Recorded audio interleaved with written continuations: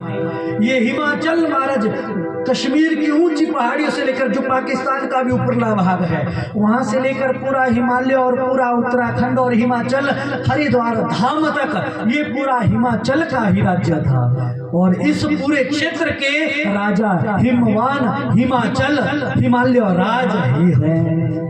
और यहाँ की विशेषता ये है कि जितने भी ऋषि मुनि हुए हैं वो सब ऋषि मुनि महाराज इन पहाड़ों में ही आए। आपने अक्सर सुना होगा ऋषि मुनि पहाड़ों में जाकर के तपस्या करते हैं, साधना करते हैं। तो आप ये बताओ भारतवर्ष में पहाड़ है कहाँ? हिमाचल में ही है। हिमाचल से ऊपरला ही भाग हिमालय तक ये पूरा हिमाचल था। तो महाराज हिमाचल आदि नाम है। तो इसीलिए श्रेष्ठता, जितने भी ऋषि मुनि हुए हैं वो सब हिमाचल में ही आकर के बसे। देवर्षि नारद जी ने भी यही विचार किया कि मैं हिमाचल जाता हूँ, वृंदावन में कुछ नहीं मिलेगा, यहाँ सब महात्मा, वहाँ तो गर्मी में रहा नहीं जाता था।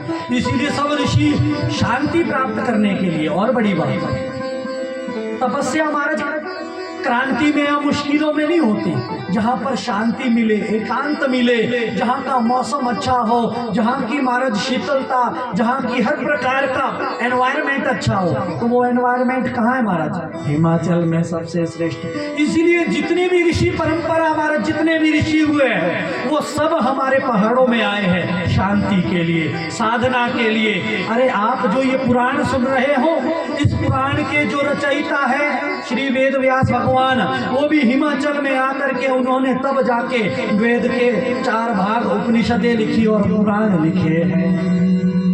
वो भी तो मारे जाकर के पहाड़ों में साधना किए। तब जब मन शांत होगा तभी तो आदमी कुछ लिख पाएगा।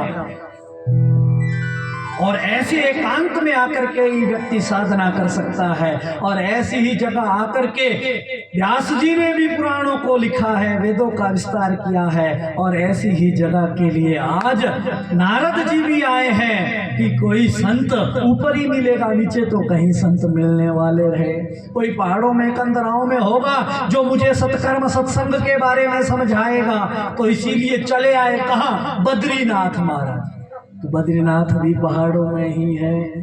और ऐसे वो हिमाचल का ही सारा राज्य है। और ऐसे बद्रीनाथ आकर के बैठे तो सनकादियों के पास मिलन हुआ और सारी बात उनसे कही। सनकादि सब हंसने लगे, मुस्कुराने लगे। बस इतनी छोटी सी बात नारद जी, और इतना उदासी आपके मन पर छाई है। अरे आपको छोटी बात लगती है तो बताओ बड़ी बात क्या है? अरे बड़ी बात ना छोटी बात, सिर्फ एक बात, सीधी बात, नो बकवास। ऐसी कौन सी बात कि श्रीमद्भागवतं शास्त्रम कलौ कीरेण भाषितं यस्या श्रवण मात्रेण हरिश्चित्तं समाश्रये, यस्या श्रवण मात्रेण संसार भयनाशनम्।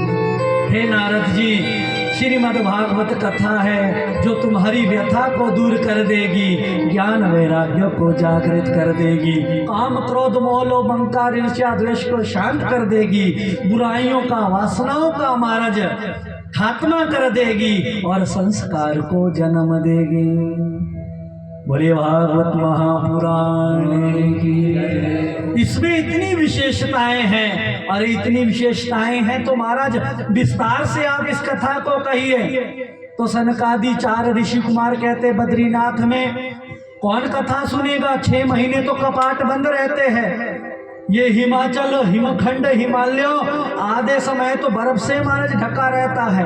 तो कथा तुम्हारे लिए नहीं, पूरे संसार वालों के विश्व कल्याण के लिए की जाती है। तो इसीलिए केवल 1-2 का फायदा ना हो, सबका फायदा हो, ऐसी जगह कथा करेंगे।